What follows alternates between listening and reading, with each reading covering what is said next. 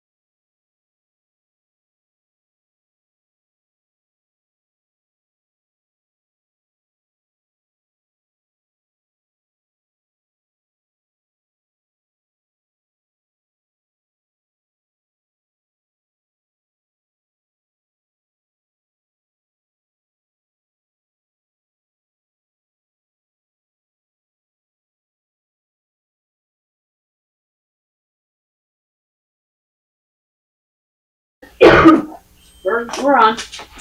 All right, we met an executive session and we will act on the two items when we get down to our action items. So we'll move on with item number D, public session. We received comments related to topics that may or may not be on the agenda.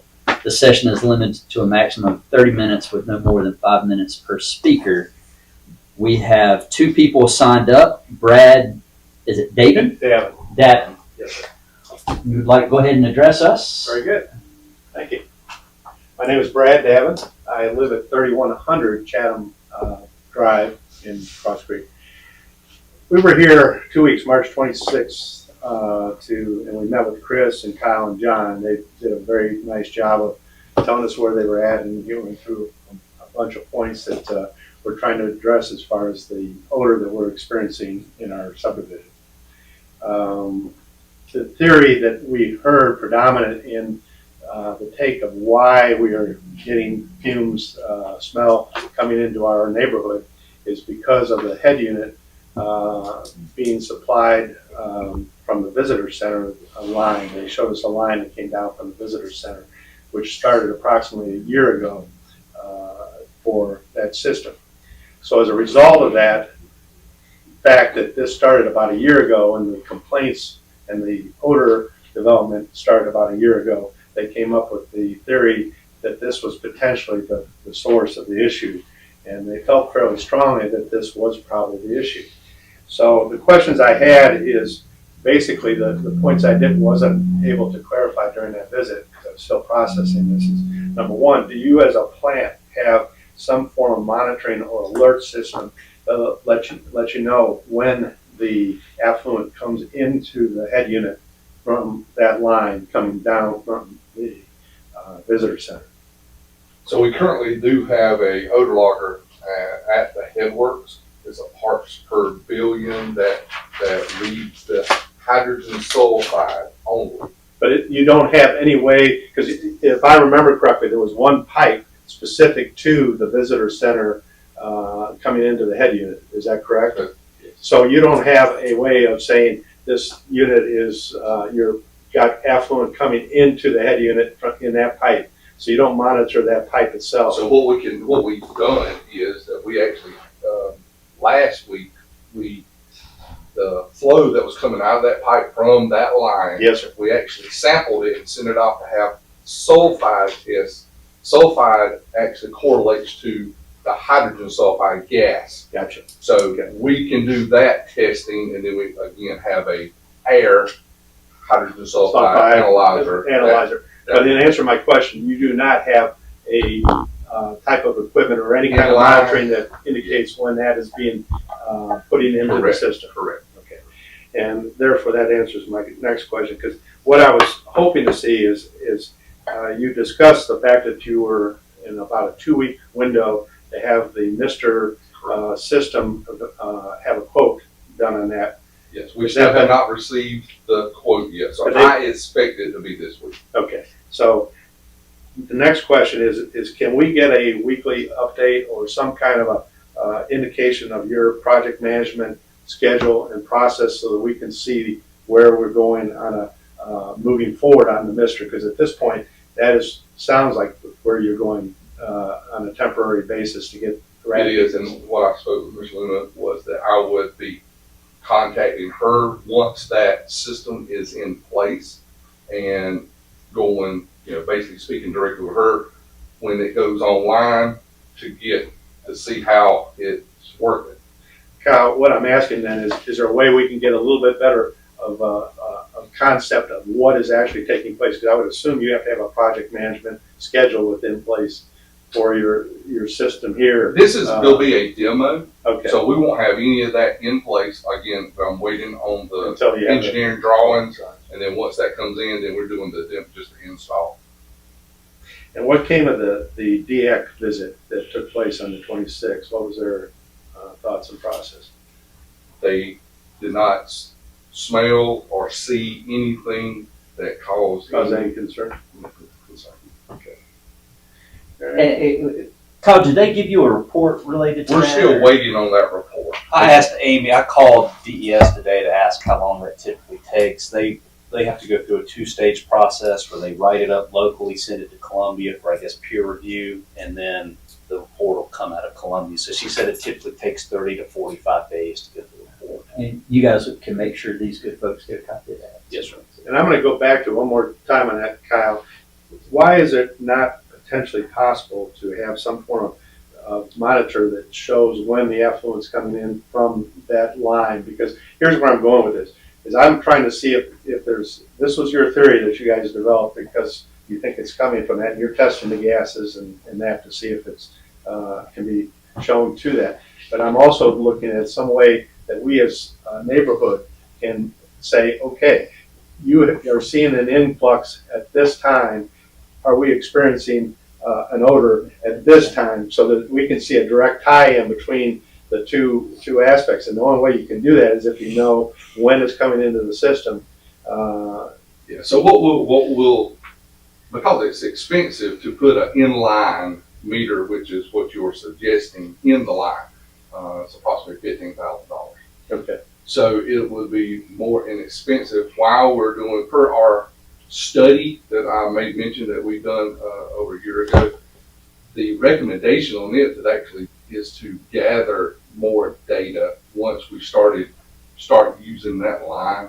So I'll be doing periodic sulfide tested on that Headworks, on that line when it's discharging, to see if we can get some correlation. And is this data that's available to us then? Yes, I will actually make it available. Right, thank you. I know the Odalogger, Kyle has to actually go and physically download that. Did he show you one of the devices that they hang up?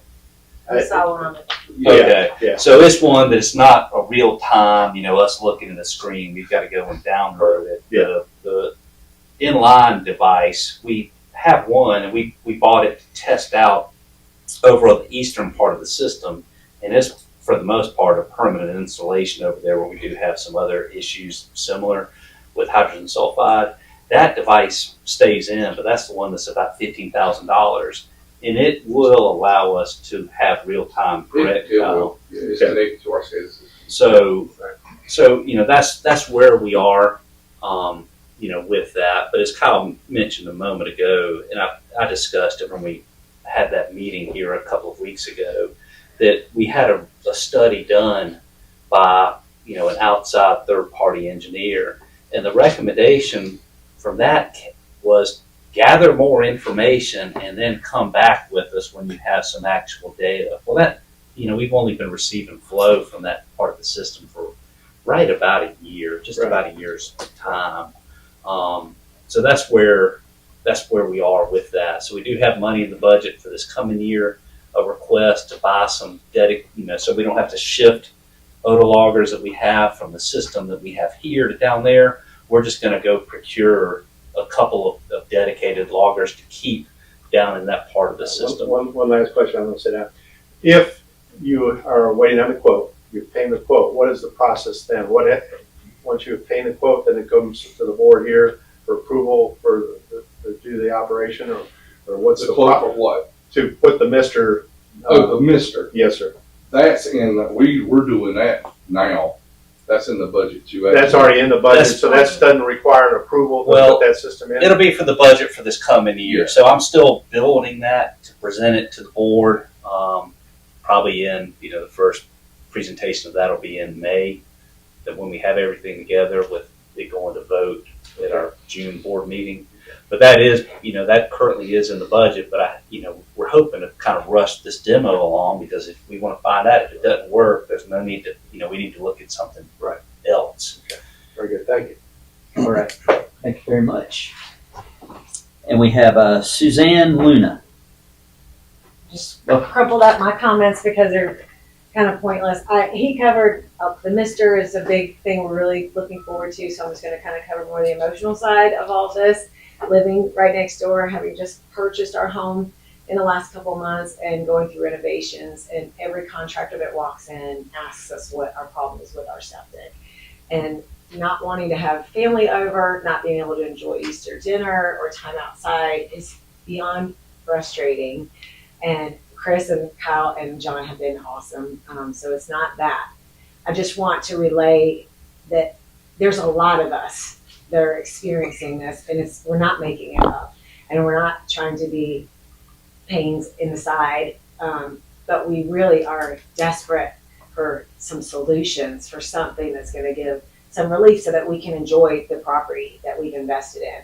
And we all come from different areas to this area where we've lived near wastewater plants before and not had these serious issues. So there's got to be some way to control the odors that are coming out of here. So I'm just begging, like imploring, please help find solutions. The one thing that Kyle mentioned that I hadn't heard anything else about yet was the lime, introducing lime somewhere down the line. And apparently that needed some more approval through the county or something like that. Is that right? That would be, again, that is part of the study. So they need more data to be able to say this is what they would need to introduce into that system. So. Well, and they've been generous with their time. We were just here a couple weeks ago. So the only reason we're here today is just to relay that this is a serious issue for us. And it's an emotional one, and we don't feel like we can have friends and family come visit without embarrassment, and the value of our homes is circling the drain, pun intended. So thank you. Thank you for your time. And the rest of you folks are here to support these two. Yes. Is it fair to ask who our audience is? Who everyone at the table is, who you represent? Oh yeah, I think it's fair. So at the table there are 3 cities: Seneca, Walhalla, and Westminster. Seneca has 4 representatives. Why don't we go down and Josh, we'll start with you. We'll go around the table. We'll say who we are, say your title and the city that you're here to represent. Josh Riches, Assistant Administrator and Utilities Director for the City of Seneca. Scott Mulder, City Administrator. Scott Mulder, Engineering Department with Seneca Light and Water. I'm not affiliated, but I was put on. But you are a Seneca I am a representative. Seneca representative, yes. And your name?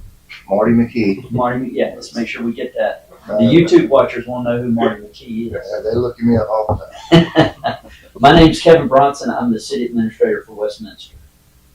Hi, I'm Sylvia Myers. I'm the City Administrator for the City of Walhalla. I'm Zane Thompson. I'm the Interim Utility Director for the City of Walhalla. Scott Paris. I'm the Utility Director for Westminster. My name's David Dow, and I'm the chair number 9, and I help represent Walhalla in Westminster.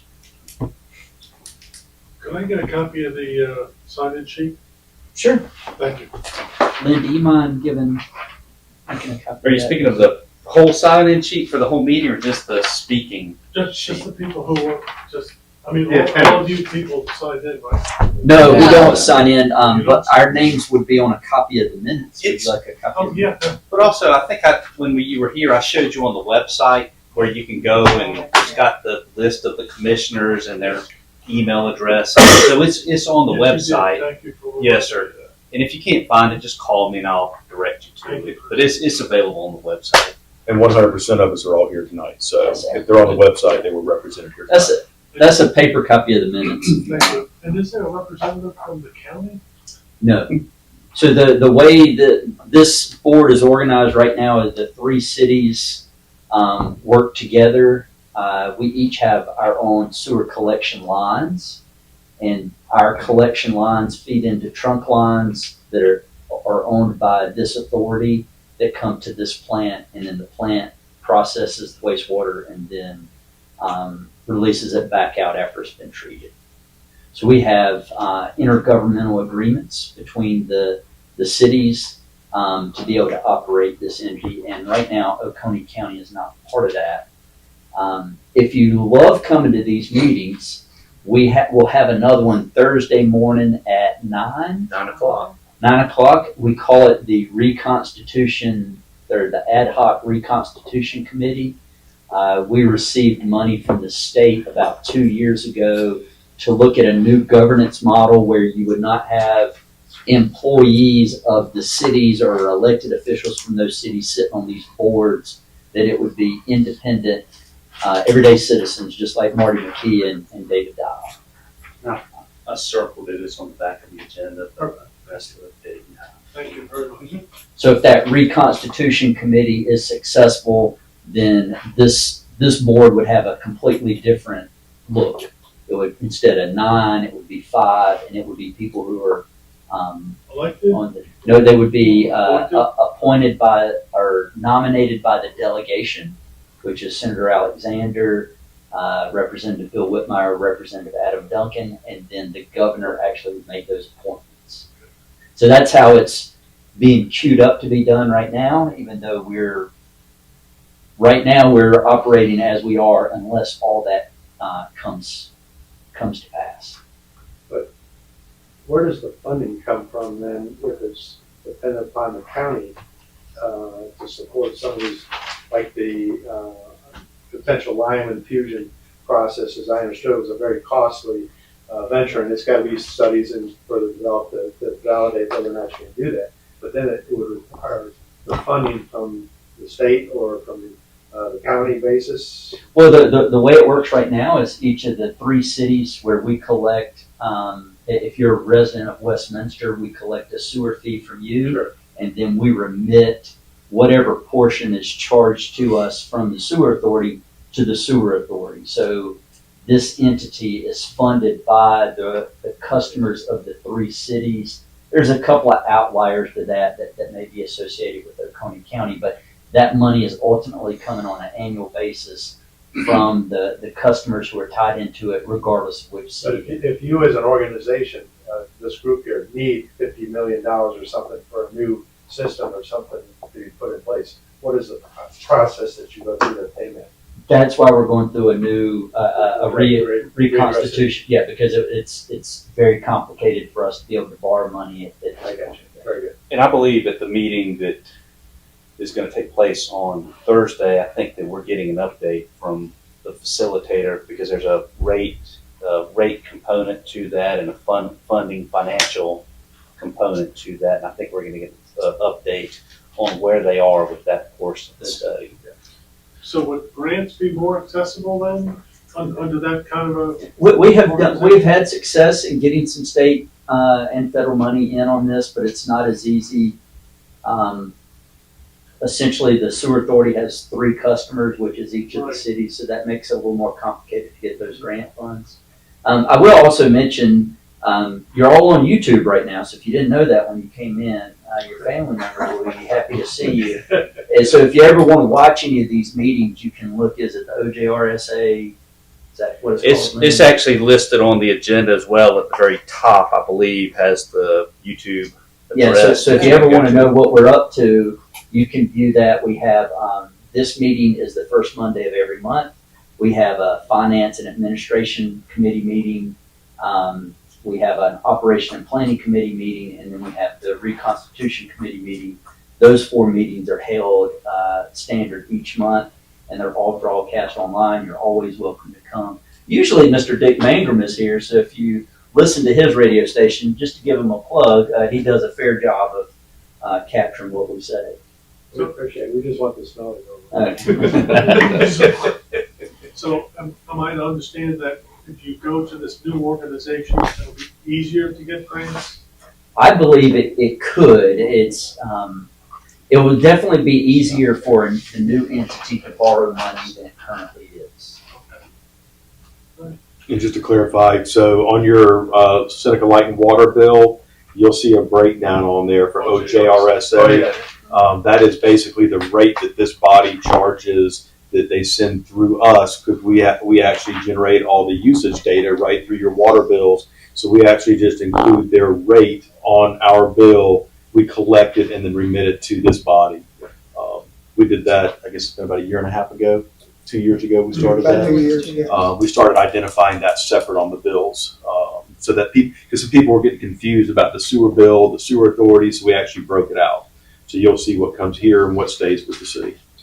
And if you have 2 meters, one agricultural, one house meter, then that gets broken down also. That's correct, and you won't have any sewer charges on your irrigation meter by this body nor the city of Seneca. Right. Thank you. I'm curious if there is, and what Kyle's been very upfront, Chris, what what level of urgency do the decision makers feel our problem is? Because it's obviously a tremendous level of emergency to us, of importance. But I'm just wondering, are we just thorns in people's sides, or we really need some help here? Well, I'll let Chris answer, but I can tell you from my perspective, listening to Kyle talk today, in terms of moving a governmental unit, which is what this is, Kyle's moving probably as quick as it could go, given procurement regulations, which one of y'all mentioned, the work that they can do. Chris happened to put it in the budget, so this group approves it, and them meeting and listening to you ahead of time. It's on their radar, which puts it on our radar, and we don't want to smell it either. So we certainly don't want you to have to smell it. They've been exceptional in hearing us, but yeah, just after them wondering where it goes from there. Yeah, I think you're in good hands with them, and if you ever feel like you aren't, you certainly can come back to this board, or you can email us individually, and we'll be happy to get a switch after. Well, just so you know, one of the guys came out to our house right after a phone call one day. So they're attentive. Yeah. We just want results faster than we can get them. Just a point of clarification. The money for the mister is in the budget that hasn't been approved yet? We put it in the budget. That's to purchase one for, like the one that Kyle mentioned a moment ago is a demo unit. So we're basically renting it for a short period of time just to go through and see if it works. Because I wasn't with you. I had a meeting already scheduled at 11, I think, the day you were here. So I didn't do the plant tour with you. But Kyle, I think, mentioned to you that we typically really have two sources of the odor really at the plant. And I think, one of them, I think he mentioned he was a Headworks.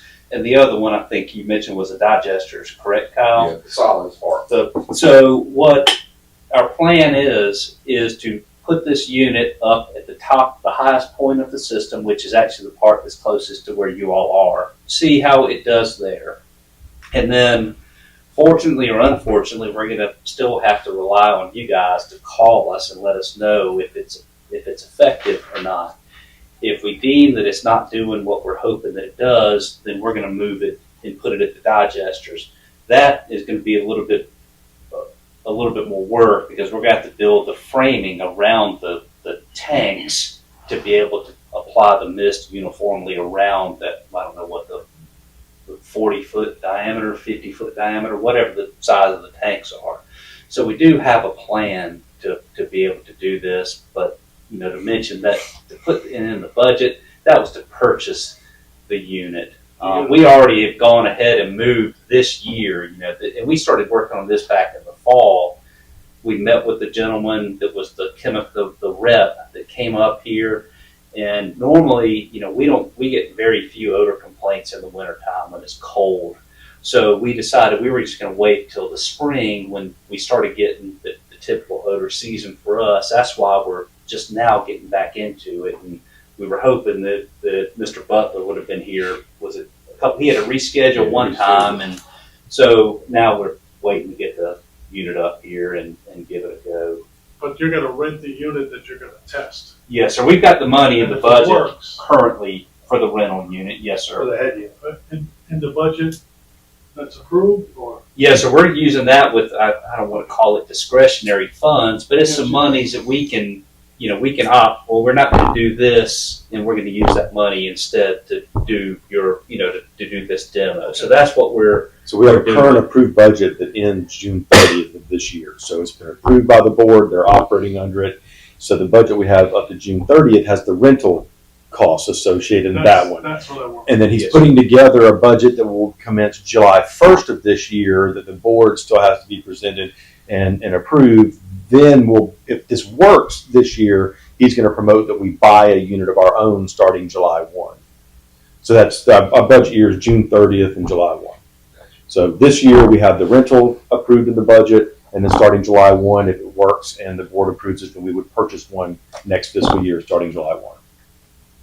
and believe me, I'm going to push for it because as much as I like seeing you and having you here do the tour, we don't like getting your phone calls or emails about it smelling. So, and what Mr. Bronson mentioned too, we don't like the smell either, and we're right here at it. But the thing, we're here, 8, 9, 10 hours a day. So we do sympathize and empathize with you with what you're going through. We want to make it right. We don't want to be the bad neighbors. We believe me when I say that we don't.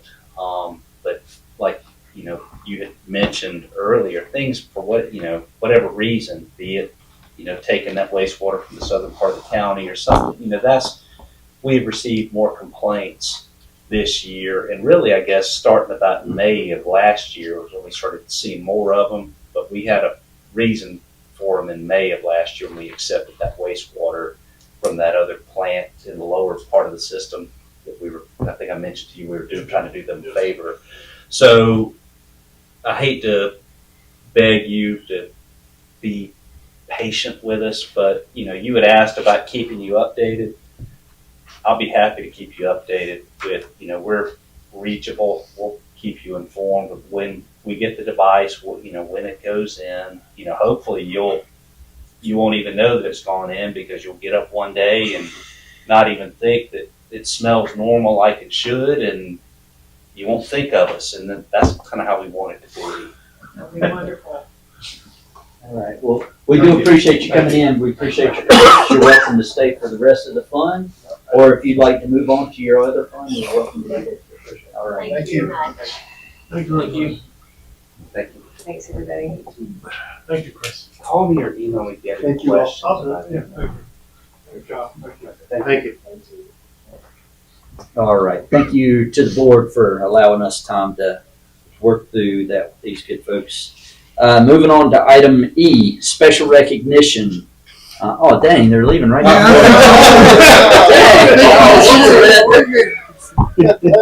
Have a good facility you're running. All right, Kyle, you're going to tell us about the 2025 South Carolina Department of Environmental Services Facility Excellent Award. Please tell us what it is, other than just a framed document there. Yes. So this is from the South Carolina Department of Environmental Services. It is a Facility Excellence Award, which includes the plant plus also the conveyance system. All the collection system is included in this award.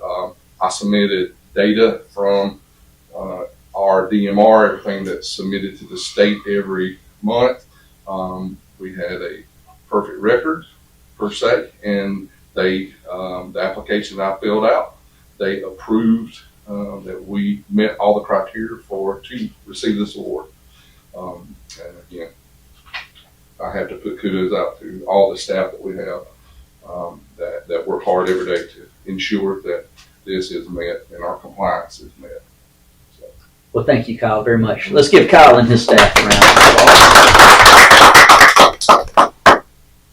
All right. You guys already handled item F. You got through F and A on committee reports, the reconstitution and the executive committee meeting of February 12th. Did y'all do that? No, sir. That's where we were, Yes, and sir. you put that on me to update. Things are going great. I said the same thing.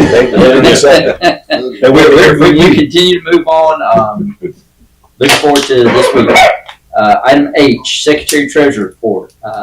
Ms. Lynn Stevens. Do you need to accept that? Oh, yeah. I'll make a motion, we accept the minutes for the Reconstitution Committee. I second that motion. Motion, 2 seconds. Any discussion?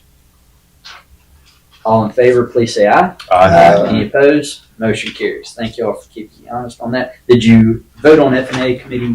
We did. All right. All right, and then I think we're ready for you now.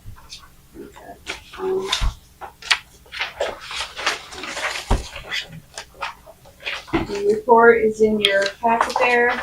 The total in cash and investments of all the accounts is $13,145,594.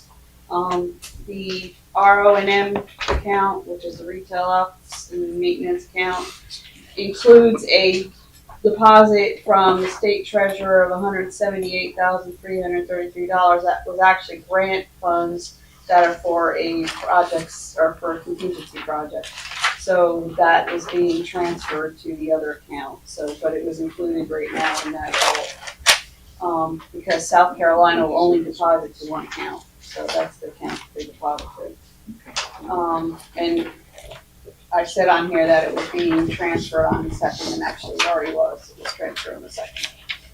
All the reconciliations have been performed by the new accountant through February. We got their letter. I am just thrilled. I am not hunting letters now, so this is great. He's doing a wonderful job.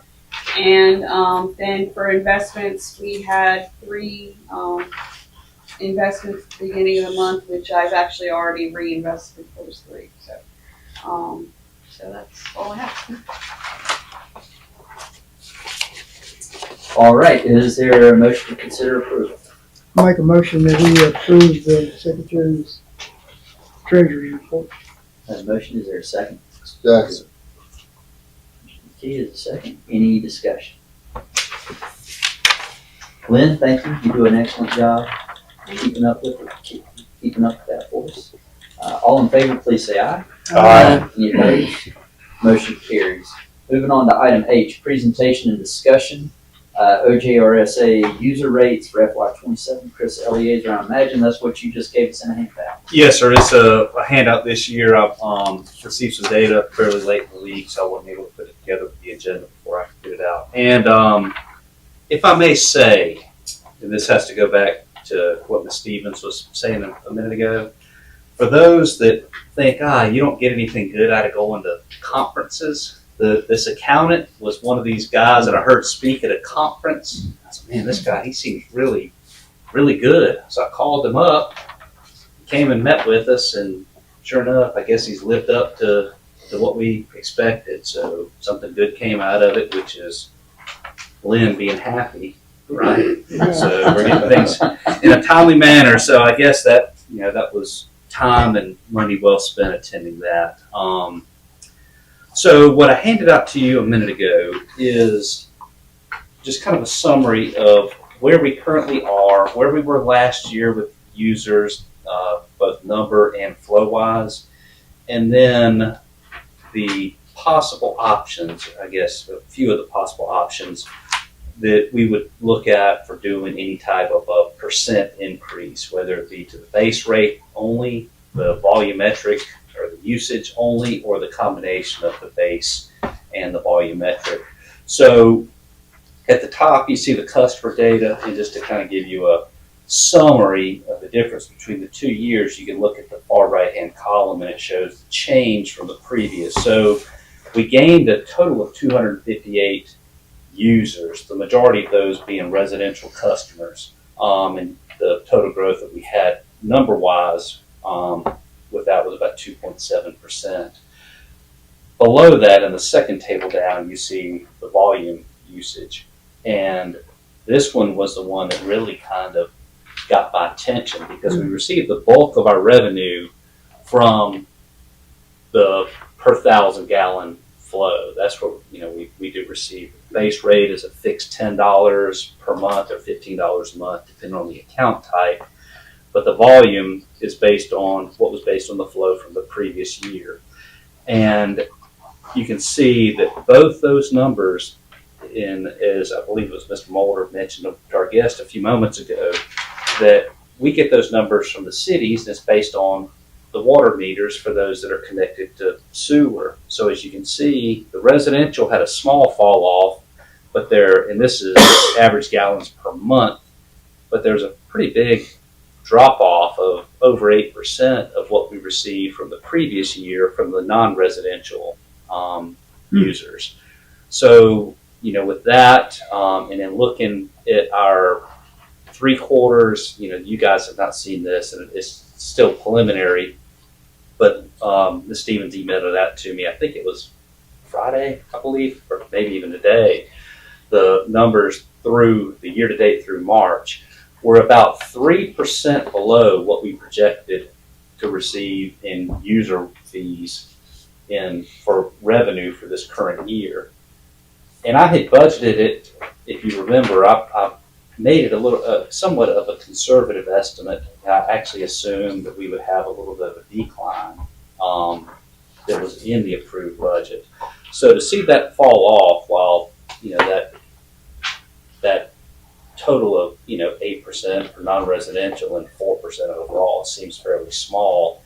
It does equate to about 3% of our year-to-date revenues, which goes July through the month of March.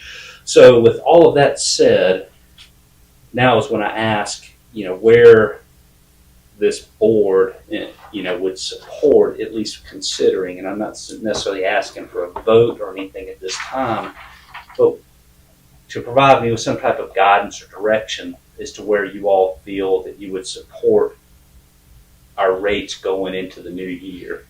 Of course, you can keep them where they are, and you can see the column this in each of those tables that's in blue is where we are currently. And then as you shift over, you see, if we had a 1%, 5%, 10%, 12.5%, 15%, and 20% as you go across.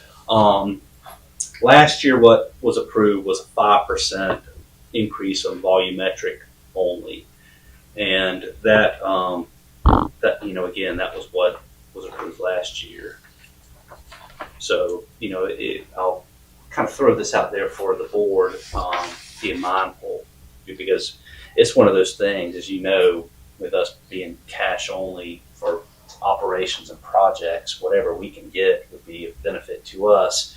But I, of course, have to be extremely mindful to the ratepayer that, with this being a utility and a necessity and a monopoly of that, I have to be mindful of those that you all are here to represent as well in what we request and how we do budget. Because right now I've got the budget, it is full. It's kind of at the point now where I'm waiting to get some guidance on what those numbers will be for the revenue side of things. So Kyle and I primarily will know what we start need to taking out so that we can have a balanced budget we present to you in a month or two. Does anybody have any comments or feedback they want to give Chris? I have a question. So these new projected revenues based off of these options, are they based off of the new baseline of usage that you realized in the decrease, or is it still based off of your usage prior to the realization of the reduction? No, so this would be based on for the last 12 months. So what we do is, so like when the cities begin remitting payment to me for this year, I start using that to already be billed in the 2028 budget. So I looked at a 12 consecutive month period that started March of last year through February of this year. So all the numbers you see in here capture through February of this year, except for, I'm waiting for some information from Wahala with their customer count, and Ms. Myers and I spoke about it earlier. She is pulling that, but I do have their volumetric numbers for that. So there's going to be a small effect to the residential and non-residential customer count, but it does reflect the last 12 months, recent months. Any other feedback or comments for Chris as he's working to build his budget?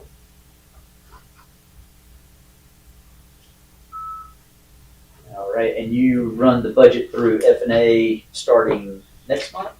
I'll ask this of both committees this month, is if there's anything that they absolutely would like for me to include in the budget, that so we know, well, we don't need to take that out. So say like the folks that were in here earlier, that we absolutely need to include something to look at addressing their issues. Take that to both committees, ask for that from both of them, and then begin having those discussions with the board. If the board want to give me guidance in May as to what that rate needs to be, then that gives me 2 or 3 weeks to get it together for the F&A committee's May meeting, which I will present, I guess, the final draft for approval to go to the board for the June meeting. Any comments from the board? Comments, questions?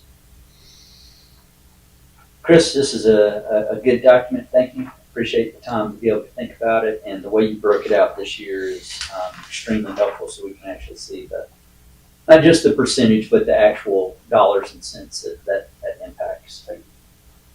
All right, unless there's an objection, we'll move on to action items.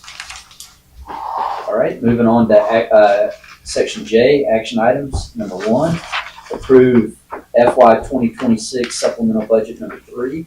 Chris Elwood. All right, thank you, Mr. Chair. In your book, under tab number 5, you will see the supplemental budget number 3 request, and this really is a $0 change. The only thing that is changing is a administrative matter to reflect where the money is coming from and what it's going to. So in the budget that was approved for this current fiscal year, the monies that we transferred from the O&M fund to the capital projects fund, or the projects and contingency fund, those were budgeted within the administrative department budget. So what this does, and I actually, I didn't give much of a thought about it because, I knew where it was going, Kyle knew where it was going, everybody here kind of knew, well, it's just a transfer. Well, I got a phone call from a member of the public, and this was back maybe last summer or fall, and they asked, why is your administration budget so high? So I got on the, went through and went over it with him, and I understand now because he didn't know that it captured that capital, that project's transfer from that account into the restricted fund. So I thought, well, it would be more transparent to show that, probably to put that in the O&M capital projects fund, as opposed to having it kind of, I don't want to use the word hidden in administration, but if it wasn't clear to that member of the public, then the goal is to be more transparent so that they do know that this is money that we are using for a capital related item. So that's what this does. When I brought it up at the F&A committee where it was approved, that I believe Mr. Rich has said that Seneca does it very much the same way. So that in a way validated the direction that I wanted to go and made it to where it felt more, obvious to where that money was going to be going to. All right, is there a motion? So moved. I have a motion, is there a second? Second. I have a motion and a second. Is there any further discussion or questions for Chris? Hearing none, all in favor, please say aye. Aye. Any opposed? Motion carries. Moving on to item number J2, authorize the executive director to negotiate contract with Harper General Contractors to install final clarifier number 3, equipment as detailed on the OJRSA project number 2026-08, request for bids. The amount of the project is $140,458.27, with owner contingency of $20,000, not to exceed $160,458.27. Mr. Kyle Lindsay, Operations Director. So we're asking, we received bids back for this project. We had four, that submitted. 2 were disqualified, not completion of the bid form that was submitted. And then Harper was after those 2 were disqualified, was the low bid. So we're asking for approval for them to continue to do the physical work once the equipment that we have already, it's been approved for the equipment, then they'll just be installing that equipment for firefighter. And so just to give a little bit more of a background on this, so we did receive those 4 low bids, and I would imagine somebody may have the question, why were 2 thrown out? Well, the low bid, it was, a fair amount lower than the others, but they weren't licensed in the state of South Carolina, so they were going to have to go through, they were, I believe, out of Missouri, so they were going to have to go through and get their general contractor's license through the state. It was a requirement that they had that already in hand. And the second one forgot to acknowledge the addendum, so we don't know if they viewed the addenda that were issued for it or not, and if that may have impacted what they put down. But so we went on to the third one, and the third one was about $5,000 more than the second one. We felt that the price that we got, the quote was good. It was within the range that we thought it was going to land to begin with anyways. Thus the recommendation to move forward with that. But again, we had the approval it was around $500,000, I believe, for the equipment, right? Just the equipment, and the board had already approved that, so we ordered that a number of months ago. So this is to install that equipment. And again, this is considered to be a critical piece. This was the project that we scrapped one of our bids that we had out there for and had to move this one in line to take that one's place. It helps you to remember, what this one. That's when we sole source to purchase the equipment. Yes, sir, that's correct. So, of course, I think Kyle recommended that we move forward with it, and I do as well. All right, is there a motion? Make the motion. We have a motion. We have a Second. Motion and a second. Any discussion? Questions for Kyle or Chris? Hearing none, all in favor, please say aye. Aye. Any opposed? Motion carries. Moving on to item J3, authorize the executive director to negotiate contract with Generator Services Incorporated to install a generator transfer switch at the Conross Creek Water Reclamation Facility as detailed in OJRSA project number 2026-09 request for bids. Amount of the project is $798,000 with the owner contingency of $25,000 for a total not to exceed $814,116. Kyle Lindsay, Operations Director. I'll actually take this one for Kyle. So we received this bid, was it the middle of last week, I believe? So we opened bids and we had a budgeted amount in mind, that we had in the approved budget. And it came back and the low bid was considerably high. Well, I shouldn't say the low bid. The low bid threw themselves out once they realized they didn't submit based on what we had advertised. They said they couldn't do it for what they submitted. The second low bid was considerably more than we budgeted. So in discussing, this is what we would consider to be a somewhat critical piece of equipment, but it's one of those things when you need it, but we don't need it all the time. Unfortunately, we hope we don't need it for a long time to come, but what it is was a generator transfer switch. We've had to use it have a portable generator come here, and it takes several hours to wire it up out back to be able to power the whole plant in the event of a long-term shutdown or power outage. So with having that, we wanted to go ahead and have it done for now and also for whenever there was any type of expansion that would take place to be able to go ahead and move forward with it. Well, after we got discussing, it was like, well, we can possibly budget some of the money that we didn't anticipate needing and roll that into next year's because it's going to overlap to budget years. And then when we got to discussing it a little further, even as of today, this would probably be best not to move forward with it this time because we feel that those funds could be better used on something else. So I'm not sure exactly what it would need to take from the board here, but we would ask that we not move on this at this time. Does that include the generator, or is that just the switch? That's just a transfer. That's just a transfer. Goodness. Yeah. And the transformer. And we're also working, I will say, we're also working with Blue Ridge Electric right now. They're doing some electrical work up the hill at the substation, and they're looking at rerouting some of their lines. So there's the possibility they're going to have a redundant circuit feed that they're going to be able to backfeed us from another direction.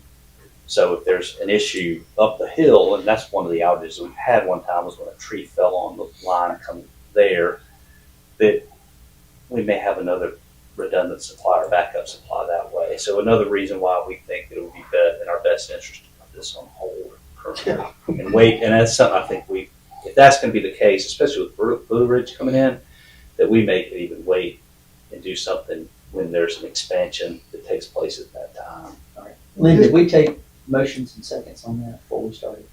On this one, no. Okay. So I'm just sorry. a quick question, having written a lot of POs for electrical stuff, What's the manufacturer of this? You know? We, in the RFP was the specific, we did multiple manufacturers Okay. that would be available, from the electrical engineer. Wow. Oh, yeah. Yeah, we were shocked because when we put together the master plan, which is what we based our budget around, it was like $254,000, or so. I mean, if that included the generator, I might consider. Oh, yeah. Yeah. But, Well, and then when the electrical engineer came back and she said, this may be $1 million project, there's no way. Well, sure enough, we're getting these numbers that were substantially Well, for what it's worth, I higher. don't know if you got it, but FEMA issued today funding opportunity for hardening infrastructure. The tagline reads, rather than pay us after a storm has decimated everything, they want to give us money ahead of time to harden the infrastructure. So you might want to look into that. This, from what I read today, this would go right up that alley. Wow. Wow. It's not an easy process. We've tried and we'll continue to try again.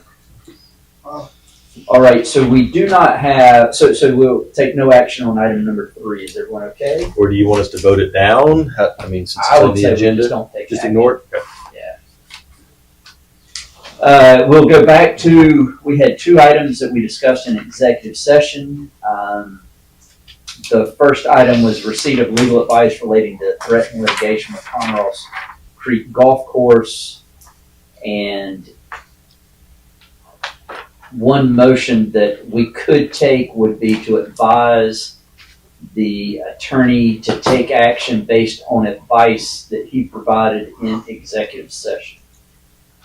Is there a motion to that effect? I make a motion that we let our attorney decide what to do here. Give us some guidance. We have a motion and second was Scott Ferris. All right. Any further discussion? All in favor, please say aye. Opposed, like sign. Motion carries. We had a second item, negotiations incident to contractual agreements or arrangements, and receipt of legal advice regarding an operating agreement with Oconee County. Scott Mulder, I think you were going to make some motion on that. I'll make a motion that we proceed with that item as discussed in executive session. All right, we have a motion, we have a second. Is there further discussion? All in favor, please say aye. Aye. Opposed, like sign. Motion carries. Moving on to item K, Executive Director's discussion of compliance matters, environmental and regulatory compliance matters. Chris Elliott. All right, thank you. 2 things here. First of all, I was going to mention about the DES inspection that I think someone asked about it earlier. So that was, they did come here. I believe that was on the 26th of March. Met with staff, looked at records, did a plant tour, and they had one item that they noted, but it's not a deficiency, but it's just one. And really, from what I understand, it was like, if we have to find one thing, then we'll just mention this to you. But it was that there was some staining on the effluent flume. It doesn't affect anything. It's just some staining on the effluent flume, which Kyle was already planning on replacing the unit The staff gauge in it. anyways. So Wow. They gotta find something. So that, was our one item. And so You may come out and paint it for you real quick? again, we'll have to wait for the 30 to 45 days to get that report for it to be final. So, hopefully everything will be fine with that. But prior to that, this had to do with the complaint. So there was one day back in, I believe it was in late February, early March, DES called me and stated they had received about 20 odor complaints from the residents at Cross Creek. So I said, this was in the afternoon, and I think I was out of town. So I said, I'll tell you what. They said the complaints are all in the morning. I said, show up at our gate at 7 o'clock in the morning and ride through the plant and let us know, what your thoughts are. So they met Johnny McCall here, and he took them through the plant, and they didn't find any issues. But the quote that I wrote down that what Johnny said they said was that they said it smelled like a wastewater plant, which I take as I guess a compliment. That's like the James Gregory thing. So they found nothing at that time abnormal either. We will have odors from time to time, but we don't want to be bad neighbors either. But we are apparently on their radar right now to check for odors, and I know that they're driving through that area on their own without, they're not coming here, they're just driving through there periodically and just to detect. Johnny, I believe, is going over there every morning and just doing a drive through, or most every morning. Whenever. Yeah. So, and then as they've mentioned, whenever we get a call, we try to respond to I that. guess it'd be an issue if laying asphalt smelled like a waste treatment plant. We'd have some discussion there, but. Yeah, if we just contain whatever, we had fence boundary, we'd be okay. Yeah, done. But I understand, I do feel for the folks, that's your life. You live there, and we want to do what we can to be good neighbors. We don't want people to know we're here. But on to the next item, and this is the item that actually puts a knot in my stomach a little bit, and I'm sure Kyle's too, because we've lived through this one time already. We received notice last Thursday that, and I believe at that time it was 2 wastewater treatment plants in the upstate had recently been impacted by PCBs found through just routine monitoring. Wow. Then come out Friday night or Saturday, and we got word that it was 4 treatment plants. We don't know the location, we just know upstate South Carolina. I believe that the rumor mill going around is that at least 2 of these treatment plants do not accept hauled waste, meaning they don't take waste from septic tank pumpers or grease or anything else, which means the only way that would be getting into their wastewater, into the plant itself and the solids is going to be through somebody illegally dumping it. And why I say this brings knots and bad memories back to us. This was when 2013, we lived through this one time before at Rewa. And it ended up, I believe, costing them, $8, $9, $10 million to go, because you had to go and clean the system. You had to take your solids and dispose of it at a landfill. It was going to Alabama for hazardous materials. So I bring that up today. We're collecting samples. Hopefully we don't see anything. But to ask you and ask your staffs and those of you with police departments, just ask them to be vigilant in looking for somebody that may be dumping something at a place where it doesn't need to be dumped. Where they were doing it up at Rewa, among the places we know they were doing it up at Rewa, was they were going and dumping it into grease traps at restaurants that were out of business. So to the public, it looked like they were just pumping out a grease trap, but what they were actually doing was emptying the product into the device. So, we just ask that you just stay vigilant, and just let us know, because we do not want to go through that, because you are talking, besides the money, you're talking about considerable headaches for us. Of having, because we have to bring in portable equipment to do dewatering that meets certain criteria. So just real quick, me and a citizen that goes to all the cities and grocery store, what would you be looking for? Just curiosity. I understand the restaurants that are no longer operating. Okay, but anything else particular? I think and the thing is, we do this from time to time. We, when we do some cleaning of a line, or we do, we might have we might be taking and pumping out of one wet well and hauling it, dumping it into a manhole downstream. But if you see, I would say, if you see somebody with a truck with a tank on it that has a hose or something dumped into a storm drain, or what you may think is a storm drain, a sewer drain, a grease trap, Okay. anything, Right. just notify us. It may be that they're there legitimately, but we'll have to begin taking the extra step too to make sure that if we do that, that we have a presence there. So if somebody driving by sees, well, that's a OJRSA truck out there with them. Yeah. Okay, thank you. But still, even on those, call it in to us and let us know. We've had issues here before, I know, and I know Mr. Parrish was on the board then, where somebody was illegally disposing of septic waste into the system outside. And there's been times, even here, where we've suspected somebody's dumped something on us because we'll have a pass-through or impact here at the plant that has not been PCBs. That's why we have a pre-treatment program, is to prevent that, but this is a whole different animal. And I don't have anything else, Mr. Chair. All right, thank you, Chris. Moving on to item L, Commissioners' discussion. Is there any discussion? We'll start on the left side of the table today. Anything on this side? Right side. I'm just happy about all the paving that's going on. right Yeah, Yeah, me too. and I'm glad it doesn't smell like a waste treatment plant. Everybody loves to smell asphalt.